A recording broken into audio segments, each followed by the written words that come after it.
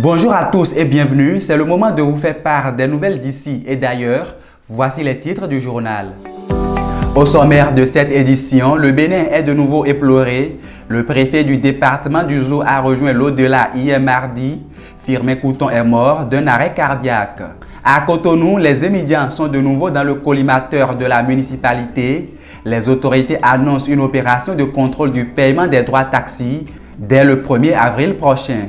En interactualité, le Mali désavoue les États-Unis à propos de l'annonce de la suspension d'une subvention de plusieurs millions de dollars. Pendant ce temps, l'Europe continue de réfléchir à la résolution de la guerre en Ukraine. Le développement de ces titres et bien d'autres tout de suite. On démarre ce journal par cette triste nouvelle. La mort a encore frappé dans le milieu politique. Cette fois-ci, c'est le préfet du département du Zou, Firmin Aimé Couton, qui s'en est allé. Il est décédé hier, mardi 25 février 2025, à Cotonou, des suites d'une crise cardiaque. Firmin Couton était en fonction à la tête de la préfecture du Zou depuis juin 2016. Sa disparition fait suite à celle du ministre Yves Tchabi-Kouaro il y a environ une semaine. Toutes nos condoléances à sa famille. C'était le 120e anniversaire de la création du Rotary International le dimanche 23 février dernier et c'est l'occasion choisie par les membres du district 9103 pour célébrer la deuxième édition de la Journée de l'Amitié. Ça s'est passé à Grand Popo. Tous les détails dans ce reportage. C'est une journée dominicale entre amis qui rassemble ses membres du district 9103 du Rotary International. Ils sont ici à Grand Popo ce dimanche 23 février 2025 dans le cadre de la Journée de l'Amitié. Une initiative qui en est à sa deuxième édition. C'est une journée d'amitié entre les Rotariens du Bénin, du Togo et du Niger.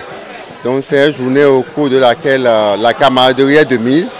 On s'amuse, on danse, on mange, on visite des lieux.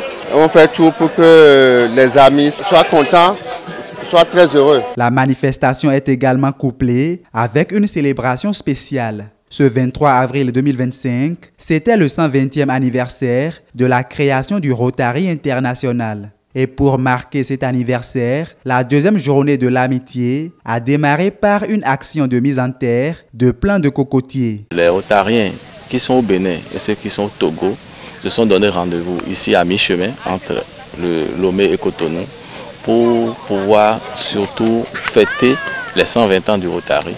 Et cette plantation de cocotiers symbolise en réalité ces 120 ans. L'objectif, c'est de planter 120 cocotiers. C'est surtout pour les retrouvailles, pour l'amitié, la convivialité. Une fois les mises en terre de plants terminées, la bande de Rotariens entame un périple touristique. C'est d'abord l'ancien pont métallique de Grand Popo qui est visité. Occasion pour les participants de se remémorer l'histoire de cette infrastructure datant de l'époque coloniale et qui facilitait la liaison routière entre le Bénin et le Togo.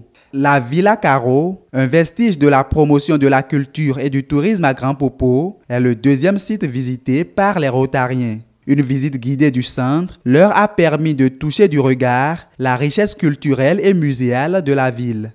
Aux environs de 13 h, le groupe se retrouve ici sur la plage de Grand Popo pour communier autour d'un déjeuner fraternel. Les membres du district ont d'abord eu droit à une masterclass sur le Rotary et ses fondements. Place ensuite aux activités ludiques, chants, danses et divers jeux. De quoi resserrer davantage les liens d'amitié. On se connaissait en tant que Rotarien, mais n'avait pas des échanges aussi étroits. Donc ça permet des échanges de part et d'autre, d'avoir beaucoup plus d'amitié, beaucoup plus liés, c'est ça. Cette journée d'amitié permet à tous les Rotariens du Bénin, du Togo et du Niger de se rencontrer pour échanger, pour faire du réseautage. Pour les participants, cette deuxième édition de la Journée de l'Amitié est une parfaite réussite. Je trouve que ça a été une excellente journée et nous nous sommes très bien amusés. Nous avons été visiter les sites touristiques de Grand Popo et on s'est rendu compte que Grand Popo en avait beaucoup à offrir. On passe chaque fois par Grand Popo, mais on ne savait pas qu'il y avait autant de découvertes magnifiques. Ça a été un brassage des différents clubs venus du Bénin, du Niger, du Togo. Et nous avons, à l'issue quand même des différentes communications, eu l'occasion de revenir encore sur les fondements en fait du Rotary. Ça a été très gai, très joyeux, avec une très bonne organisation. Le rendez-vous est ainsi donc pris pour l'année prochaine pour rééditer l'Esploir, toujours afin de renforcer les liens entre les Rotariens du district 9103 qui regroupe le Bénin, le Togo et le Niger. Je l'annonçais dans les précédentes éditions, le président de la République a reçu lundi les membres du comité de pilotage de l'audit du fichier électoral. La rencontre a été pour Patrice Talon l'occasion de leur exposer son appréhension sur la question et la manière dont il souhaite que l'opération se déroule dans l'intérêt de tous les partis politiques impliqués dans les prochaines joutes électorales. Les détails dans cet extrait. Je n'ai pas voulu que l'audit que j'ai accepté soit vu comme quelque chose qui concerne que les autres, mais que l'opposition. Il était convenable que surtout là où on a touché aux ressources du pays pour faire une opération, qu'on voit bien que c'est avec le cœur, le bon cœur, que nous avons pris cette décision. Donc, chers amis, chers membres de la commission, c'est vraiment avec plaisir et intérêt, enthousiasme que je vous reçois ce matin. À ma demande, je souhaitais vous rencontrer pour vous dire que j'adhère vraiment à l'audit, que j'adhère à son objectif et que personne ne m'a forcé la main. Absolument. Vous me connaissez, si je ne trouvais pas d'intérêt à cela, je n'aurais pas adhéré à ça. Et ça ne se fera pas. Non. Merci. Donc j'adhère sincèrement. Et ce n'est pas non plus pour des raisons politiques ni électoralistes que on va utiliser les ressources du pays pour des fantaisies. Donc c'est sérieux. C'est sérieux pour deux raisons. Est-ce que notre outil qui permet de consulter nos concitoyens à l'occasion des échéances politiques, est-ce que l'outil est fiable? Rien n'est parfait dans ce monde. Que ce soit dans un pays sous-développé ou dans un pays développé, rien n'est parfait. Mais est-ce que l'outil a été mis en place de bonne foi? Est-ce qu'il n'y a pas de biais qui ont été introduits de mauvaise foi? C'est donc autant de raisons qui justifient que nous ayons le courage à un moment de faire un stop et d'examiner nos outils que nous utilisons pour la vie en communauté. En général, toute fin de mission génère un regain de vertu, un regain d'engagement au service du bien de manière absolue. Quand on est en début de vie ou de mandat, de mission qu'on sort, on fait les choses avec tellement de fougue que parfois on ne prend pas le temps de dire est-ce que vraiment ce que je fais c'est ce qui est attendu de tous. Et quand on est à la fin, on a cette préoccupation-là. À bon entendeur. Vous savez ce qui me préoccupe. Quand on est à la fin, on veut que les choses soient parfaites. Absolument. Je comprends très bien, je m'en réjouis. Je m'en réjouis et je voudrais vous dire combien cette démarche est à saluer en tant que société civile. Et vous savez que tout ce qui relève de notre intérêt commun, moi je suis toujours enthousiaste pour les mettre en œuvre. Donc vous pouvez compter sur mon enthousiasme. L'artiste béninoise Aline D a officiellement lancé son 6e album ce dimanche 23 février 2025. La cérémonie de lancement a eu lieu dans la salle du peuple de la mairie d'Abomey-Calavi. L'événement a connu la présence de plusieurs acteurs culturels comme Senan Joy. Les détails avec Raouf Tosuno et Basile Kikisagbe. Dans la salle du peuple de la mairie d'Abomey-Calavi, acteurs culturels, autorités politico-administratives et bien d'autres invités sont présents pour le lancement du 6e album de Aline Konfo, alias Aline D. Acha Ibile est le titre de l'album et veut dire brassage culturel en Idacha. Il vient de sonner 20h. La reine du Goumbé fait son entrée.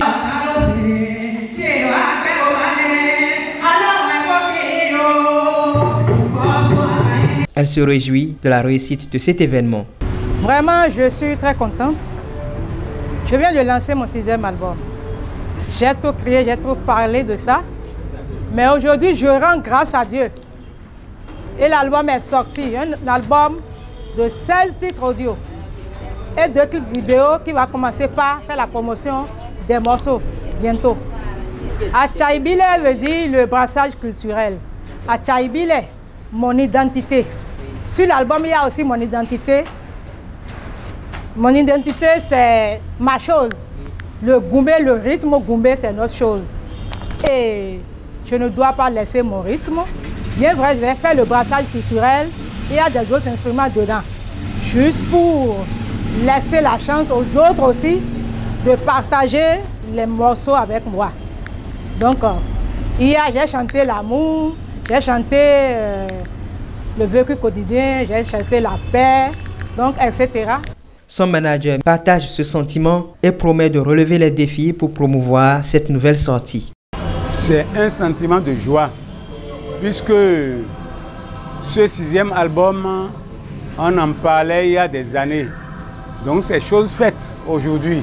Pour la promotion de cet album, les 2 clips vidéo qui feront la promotion de cet album de 16 titres audio vont commencer par se jouer dans les télévisions, sur les autres plateformes des réseaux sociaux. La marraine de l'événement, Lucie Koudérin, épouse Yaba, est l'une des principaux acteurs de la réussite de cet événement. Elle se dit satisfaite de l'organisation et remercie tous ceux qui ont contribué pour faire de cette soirée de lancement une belle fête. Vraiment, je tiens à dire un sincère merci à toute l'équipe qui l'a accompagné durant la réalisation de son film. Et un sincère merci à tous les parrains et marraines qui ont soutenu l'événement. Parce que c'est grâce à ce soutien qu'on en est là aujourd'hui. Vous avez vu, c'est un album de 16 titres. Très significatif. Plusieurs acteurs culturels étaient présents pour le lancement du 6e album de Aline D. La célèbre Sena Joy était de la partie.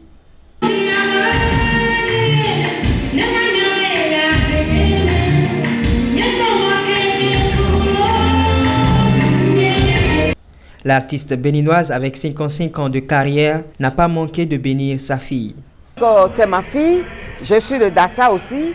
Et je ne peux pas ne pas la soutenir. Ce que j'ai vu là, j'ai vu que l'enfant a grandi. Ce que j'ai vu ce soir-là, j'ai vu que l'enfant a grandi.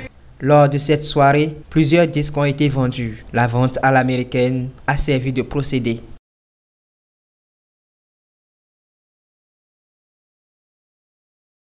Je l'annonçais en titre, les étudiants de Cotonou à nouveau dans le viseur des autorités municipales. Une opération spéciale de contrôle de conformité est annoncée pour démarrer le 1er avril 2025 sur toute l'étendue du territoire communal. L'annonce a été faite par le secrétaire exécutif de la mairie de Cotonou lundi dernier. L'opération concerne la vérification du paiement des droits taxis et des frais d'enregistrement. Elle sera menée par les forces de l'ordre et les autorités locales. Avis donc aux conducteurs de Zémidjan.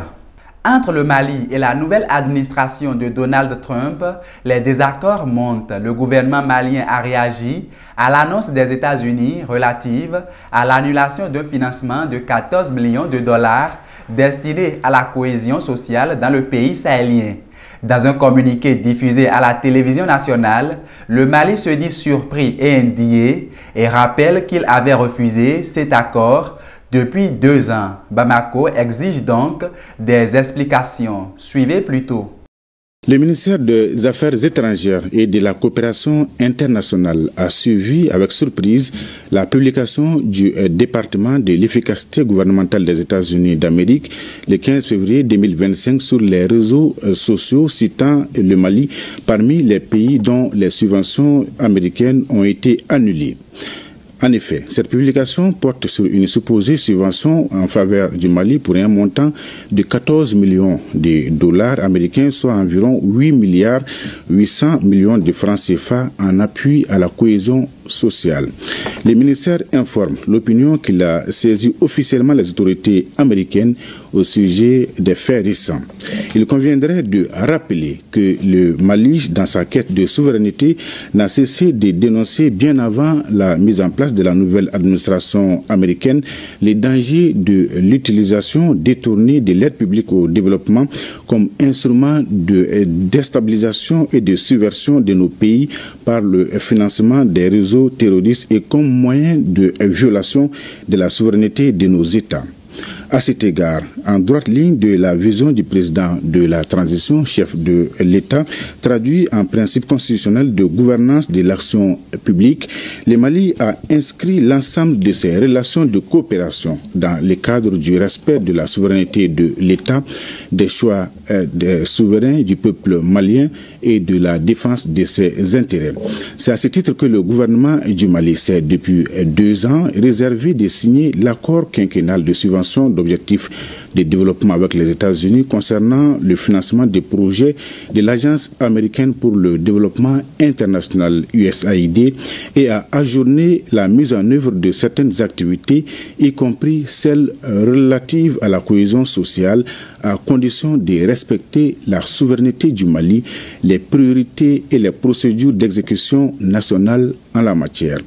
Dans la même dynamique, le Mali se reconnaît dans la nouvelle orientation des autorités américaines visant à assainir et à humaniser leurs subventions et saluer par la même occasion cette prise de conscience de la réalité de leur aide publique et les actions entreprises contre leur utilisation subversive et non conforme aux besoins essentiels des bénéficiaires. En outre, les ministères invitent les autorités américaines à engager des poursuites judiciaires contre les personnes qui ont détourné les dits fonds pour financer le terrorisme international dont le Mali et les autres pays de la Confédération AES sont victimes. Le ministère des Affaires étrangères et de la coopération internationale réaffirme que les autorités de la transition du Mali, fidèles aux principes clés qui régissent l'action publique, poursuivront leurs efforts de sécurisation, de rétablissement de la paix, de la cohésion sociale et du développement durable dans une dynamique d'appropriation nationale, de partenariat, de respect mutuel et dans le cadre de la Confédération des États du Sahel.